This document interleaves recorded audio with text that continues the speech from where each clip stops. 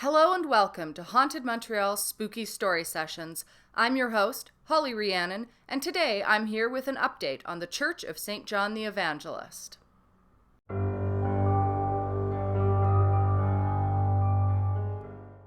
Previously on Haunted Montreal.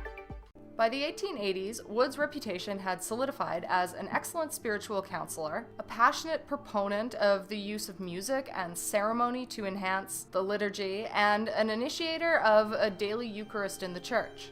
Wood had successfully subdued his religious adversaries while attracting thousands of followers. Frederick George Scott, assistant master at the school Wood founded, suggested that there is no church in Canada that has not learned something from the standard of worship set by Father Wood. When the great rector Edmund Wood died in 1909, the city felt his loss keenly. A compassionate and selfless man, Wood was sorely missed. Bishop John Craig Farthing began an address to his synod the following year by stating, "In the death of Mr. Wood, the Canadian Church lost one of her best-known and most honored priests. Such a life as his is witness to the fact that sacrifice alone is fruitful." During the church's history, there have been many reports of benign hauntings inside the building. Parishioners speculate that the ghost might be that of the church's selfless founder, Rector Edmund Wood. The spirit of the good rector is rumored to still visit the Red Roof Church now and again to check up on the congregation. The ghost is never regarded as sinister, but rather is seen as a happy reminder that the church's first patron, a passionate and visionary man, still appears to be very much involved in the ministry. According to a Montreal Gazette article from October 26, 1985, the church has been haunted since 1909, the year that Rector Edmund Wood died. The article cites the rector of the era, Canon Humphrey Slattery, who believed that Wood still visited the church sometimes, but that there was nothing sinister about it. On one occasion, Slattery was alone and praying at the altar when he heard someone enter the church and take a seat. The rector began to pray aloud, expecting a response from the worshipper. However, nobody responded. When he turned around to see who was sitting there, he realized the chair was empty and that he was still alone. "It's a presence," claimed Slattery. "There's a feeling about the church, and sometimes it's intensified." He went on to conclude it's not a bad feeling at all, explaining that both clergymen and parishioners have experienced it. One standing joke, according to Slattery, occurs when objects such as keys or documents go missing for short periods of time. Those seeking the lost items often claim Father Wood must have taken them. Furthermore, those attending or visiting the church have sometimes experienced comforting warm sensations. According to a theology student named Stephanie Rendino, the only public building that she knows is haunted is St. John the Evangelist Church. She states specifically that the founder still visits now and again, manifesting with a warm spot rather than a cold spot. While in many churches the idea of a clergyman becoming a ghost might be seen as sacrilegious, at St. John the Evangelist there's no scandal to it. Indeed, in 1985, Rector Slattery stated that they believe in the communion of souls, so it's not out of order to realize that the world we live in is full of spirits who have gone before us.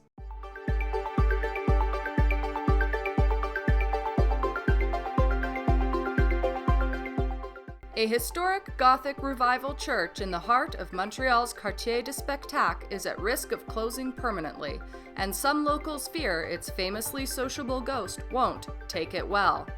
St. John the Evangelist Church, better known as the Red Roof Church, has been a spiritual and cultural fixture in the city since it was founded by Reverend Edmund Wood in the 19th century. Over the years, the church has hosted everything from Anglican masses and classical concerts to horror film festivals and homeless outreach programs. The church is also believed to be haunted. Reverend Wood is a legend in the Montreal Anglican community. Not only did he go from offering masses within a crumbling cemetery to establishing a historic church, but he was also known to have banished an offensive gargoyle that was terrorizing the city in the 1890s. The Reverend died in 1909, but since then his ghost has developed a reputation as a friendly spirit. Visitors and performers have reported unexplained sensations of warmth and even the feeling of being embraced. People have reported being hugged and comforted by an invisible force in his church, reads one account. In 2023, church officials revealed the building was in need of urgent repairs. Repairs the small congregation could not afford. The possibility of putting the church up for sale was raised, sparking concern from both community members and paranormal enthusiasts. There are now concerns that if the church is shuttered, the ghost of Edmund Wood might feel lonely and start haunting other locations in the Quartier du Spectacle. One classical musician who has performed at both the Red Roof Church and the neighboring Opera de Montreal contacted Haunted Montreal anonymously to share her experience. She wrote, "I wish to remain anonymous, but I want to tell you that I play an instrument in a prominent orchestra in Montreal. I have played at both the Red Roof Church and the Opera de Montreal, along with many other famous venues. The Red Roof Church has great acoustics, but there is sometimes the risk of an interruption during a performance. Once, when I was playing in a symphony at the Red Roof Church, I started to feel very warm. It was a winter concert, which was unusual. Here I was sweating when the old church is usually a bit chilly at this time of year.